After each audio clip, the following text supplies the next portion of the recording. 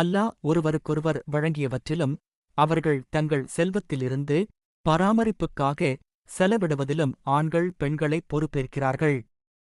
எனவே நீதியுள்ள பெண்கள் பக்தியுடன் கீழ்ப்படுதலுள்ளவர்களாகவும் அல்லாஹ் இல்லாத நேரத்தில் அல்லாஹ் அவர்களை பாதுகாக்க விரும்புவதை பாதுகாப்பவர்களாகவும் இருக்கிறார்கள்.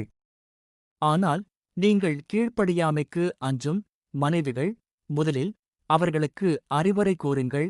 பின்னர் அவர்கள் விடாப்பிடியாக இருந்தால் அவர்களை படுக்கையில் விட்டுவிடுங்கள். இறுதியாக அவர்களை லேசாக அடியுங்கள். ஆனால் அவர்கள் உங்களுக்கு கீழ்ப்படிந்தால் அவர்களுக்கு எதிராக எந்த வழியையும் தேடாதீர்கள். நிச்சயமாக அல்லாஹ் எப்போதும் உயர்ந்தவன், மகத்துவமுள்ளன்.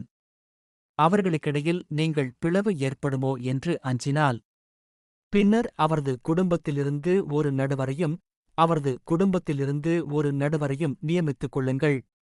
அவர்கள் இருவரும் நல்லிணக்கத்தை விரும்பினால் அல்லாஹ் அவர்களை ஒன்று சேர்ப்பான். நிச்சயமாக அல்லாஹ் எப்போதும் அறிந்தவன். அல்லாஹ்வை வணங்குங்கள், அவருடன் எதையும் இணைக்காதீர்கள்.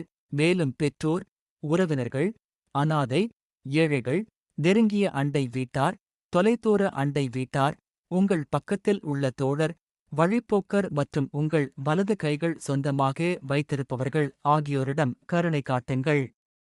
நிச்சயமாக அல்லாஹ் ஆணவம் கொண்டவர்களையும் பெருமையடிப்பவர்களையும் கஞ்சத்தனம் செய்பவர்களையும் மக்களை கஞ்சத்தனம் செய்ய ஏவி அல்லாஹ் தனது அருளால் அவர்களுக்கு வழங்கியதை மறைப்பவர்களையும் நேசிக்கிறான். மேலும் காஃபிர்களுக்கு இழிவு தரும் தண்டனையை நாம் தயார் செய்து வைத்திருக்கிறோம்.